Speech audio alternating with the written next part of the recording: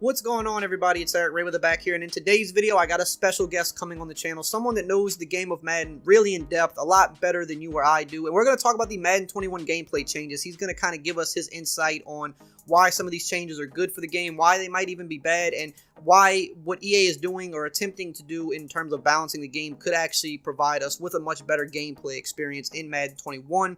If you guys are new, however, make sure to subscribe, hit the bell icon if you want to stay up to date on all the latest Madden news, including tomorrow when the franchise deep dive information is released. But without further ado, I'm going to welcome on my guy Civil. He is a professional player, and we're going to have a discussion about Madden 21's gameplay and the direction that it's going. So welcome, everybody. We got Civil here. Go ahead and just tell him a little bit about yourself. What's going on, everybody? My name's Civil, like Eric just said. Big thank you for having me on here. I'm a professional Madden player. I'm the Tampa Bay Buccaneers, as you guys see in the flag in the background. I'm their club champion from Madden 20. And I'm also a little bit in content creation. I do a little bit of YouTube, a little bit of Twitch on the side too. And yeah, no, I'm just here to talk about some Madden with you guys, some new updates that they came out with yesterday. So we're gonna really focus this on the gameplay changes, and we're gonna first start with talking about kind of the differences, because Civil's a pro player, and I know sometimes to some of you a pro player might carry like a negative kind of vibe, because as pro players or even just players online, it's kind of a different type of style, you know, trying to compete to win. I would say I feel like Civil plays a lot more realistically than your average pro player. He's not the guy that's just gonna run stretch every play. He actually, you know, is a pocket passer, has a lot of good route combinations and schemes. Actually, he won his club championship using an offense that really nobody else used. He was very unique. So I think he's a good person to talk about this, because he's a little bit more balanced in terms of seeing the game from a realistic side, but also, yes, he's competitive. He's going to do, you know, what's in his best interest to win to a certain degree. So first, I kind of want to talk about kind of the difference of, we see the gameplay trailers, right? And we see the features like the new ball carrier system. We see the user pass rushing. And then we have the info that we got from the live stream, which is more about online balancing, fixing the exploits, giving us as online players and maybe more competitive style players these new features to prevent against exploits and things like that. So I always view it as the trailer stuff is more for the offline player or maybe the casual player. Not to say that all offline players are casual, but things that are going to be more beneficial to use versus the computer. Whereas us, we're not really going to use the defensive line, and we're not really that worried about ball carrier moves. We're more worried about what did you do to fix the exploits? What features are you giving us to give us more control on defense and offense and more creativity? So what are your thoughts on kind of all the news so far? I mean, so yeah, so definitely like the gameplay trailers, it's really hard to see like what changes are really made besides like different animations they might add. You know, they don't really address a whole lot of things like in terms of what they do to fix certain exploits in the gameplay trailers. It's some cosmetics you get to see in there, but nothing really touches directly on the gameplay. Whereas in the news, in the stream that we had last night through EA, they touch on a lot of like little like mechanics, like fundamentals of the games, that how they change certain things and how things are gonna work and interact with one another. Whereas in these gameplay trailers, they really just showcase more gameplay, just cosmetic things, like cool things you get to see. If that makes sense. Right, I agree. I think I always say that the gameplay trailers for, number one, the casuals that pick it up, they want to look on the back of the box and see features. Also for the players that might play franchise, because, you know, they're playing against the computer, so for them, user pass rushing is a much bigger deal. For them, these ball carrier moves, they're going to fake out the computer more than they're going to fake out user defenders online. So it's kind of more geared towards them, whereas the live stream stuff is mainly, hey, this is for the online community, and it's really two separate worlds. And for the online community, everything that we heard in the stream of all the game balancing and the new features to fix the exploits, that's exactly what we want to hear. And there's another side of the community that's like, well, this just seems like a really big patch for Madden 20. And I agree. I think this is Madden 20.1, but a lot of us as those online players or even competitive style players, that's what we ask for. We don't really care as much about features as we do having a more balanced game and having more skill gaps. So that's what we want. We want, hey, fix all the issues.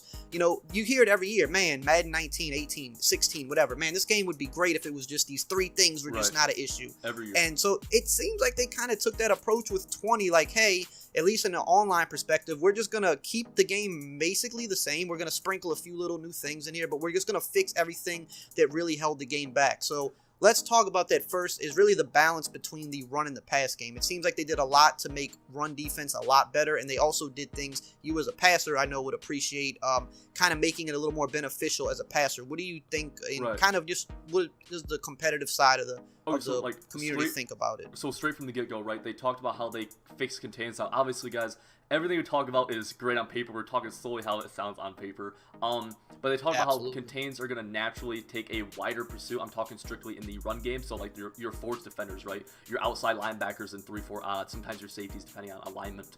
They're going to be taking these wider angles to really be able to, seal that edge and force them to go inside, which sounds great because I've played numerous times this year where my force defender is just getting easily hooked by a tight end, easily hooked by a tackle, easily just popped inside by a fullback, and they're just getting free reign out to the outside, and it's just honestly a foot race. Like if you guys played, I don't know, like Barry Sanders, one of the faster cards this year, Gale Sayers, Bo Jackson, and it was almost impossible to catch these guys to the edges, and then it's just up the sideline, an arm bar here, a juke move there. Whereas it sounds like right now the way they're making it sound is that it's going to be a lot more stick work related and more honestly real life related to running some of these runs like a stretch play where you have to read the blocks. You have to see if that contained defender is going to get kicked out or hooked, because now there's a good chance he is going to seal the edge. So not only is that great from like a skill gameplay from a straight competitive point, but also it's more realistic, which is, I think that's awesome. I really do. I think that's like a great starting ground. They also mentioned something where now naturally contains and pass plays now, where a lot of times you have these contained defenders on blitzes just kind of unrealistically just scream in off the edges. I think we've all seen that, like 1-4-6 or like 3-4 odd. You guys see, all these blitzes where everybody's on the line of scrimmage and then just the edge guys come free. Those are gone. It sounds like those should be gone, whereas these contains are going to take a more realistic approach, try to slow play the quarterback, try to just kind of corral him into the pocket, which is absolutely awesome because these blitzes are honestly, the offensive line logic isn't built to be able to pick these blitzes up. So the fact that they're kind of taking the approach of keeping the contains working, but doing it from a standpoint where they're going to do a better job of containing the quarterback, I think it's phenomenal. I think it's great. And that's how it should be. To talk about the contains more, because I have seen some people say this, well, why are they slowing the contains down? Because then, the speed rating doesn't mean anything. Why are they making it slower? And I agree, part of what you touched on, the offensive line logic isn't good in the game.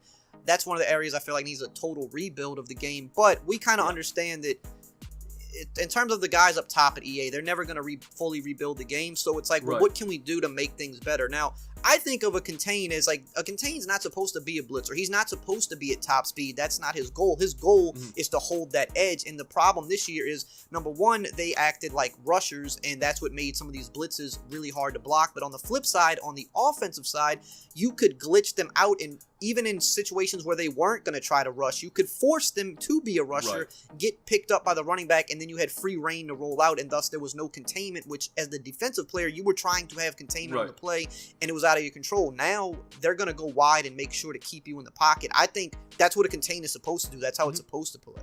What do you think? No, literally like the exact same thing. I mean, you would even see times where like the contain would come free, but because he's coming full speed, we called it, like competitive players call it like chicken dance him basically, where you could kind of like swerve around him with the quarterback, and now you've just broken contain. That defender's now trying to chase you. Whereas if he's under control, if he's slow playing you would think he'd have it, he'd be in an athletic stance basically with his able to corral you basically, not able to let you, just swerve around him, spin around you, whatever it is. It's going to do a lot better job even when they come free of just, corralling him and making sure, the quarterback can't just take off and spin around you, swerve around you, whatever it might be. I think that's a frustration that a lot of people have. And like we already mentioned, it's going to take away these send 7 blitzes where everyone's on the line of scrimmage.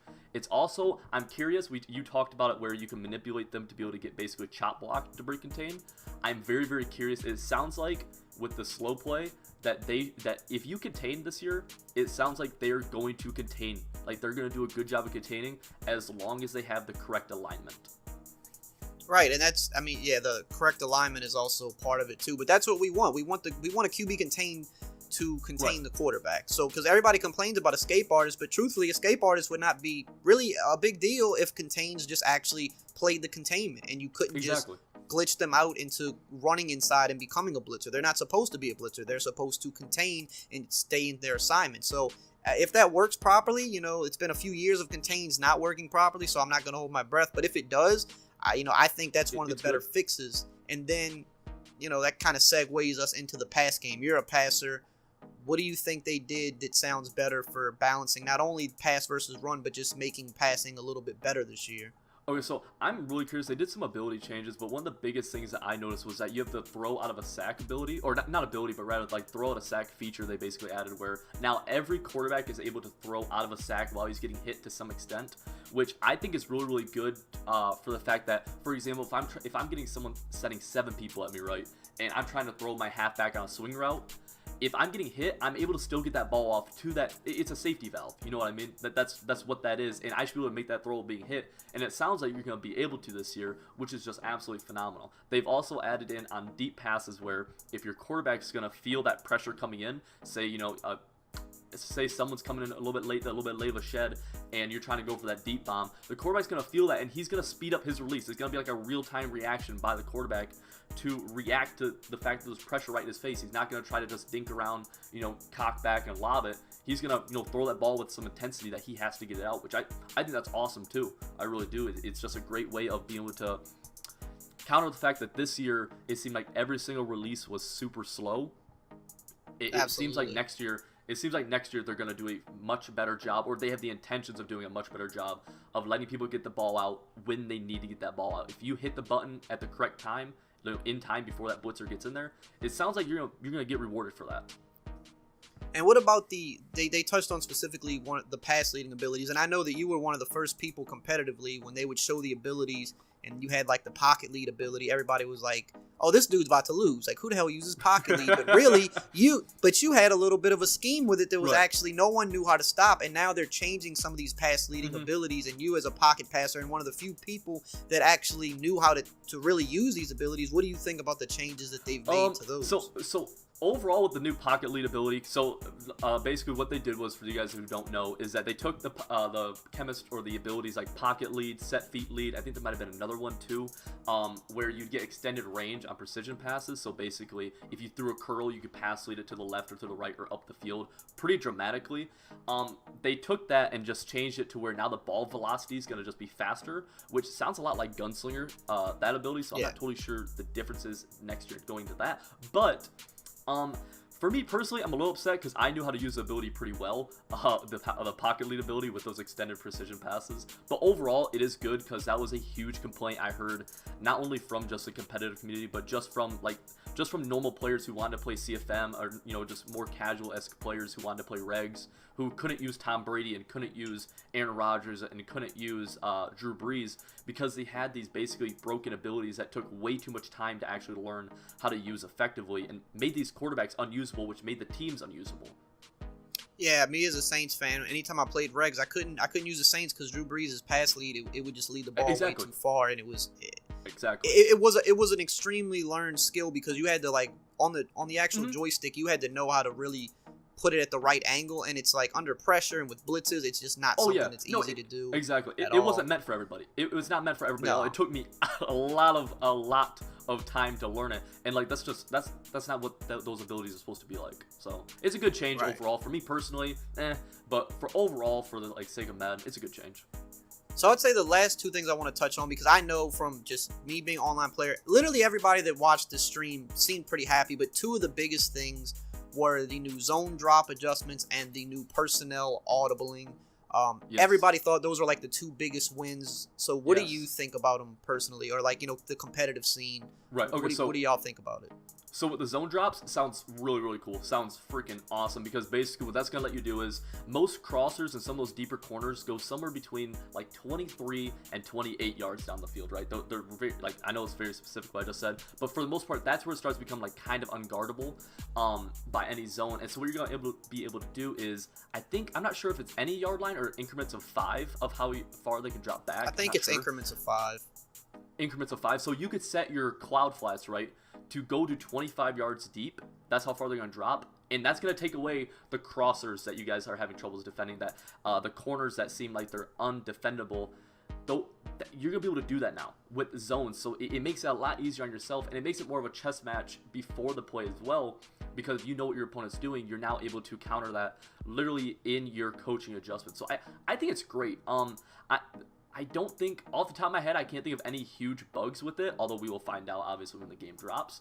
But as long as this works correctly, I think this is going to be a very, very good addition, not only just for competitive players, like, just anybody trying to play Weekend League who's just having someone throw the same route over and over on them. I think it's going to be, I really think that's a great addition.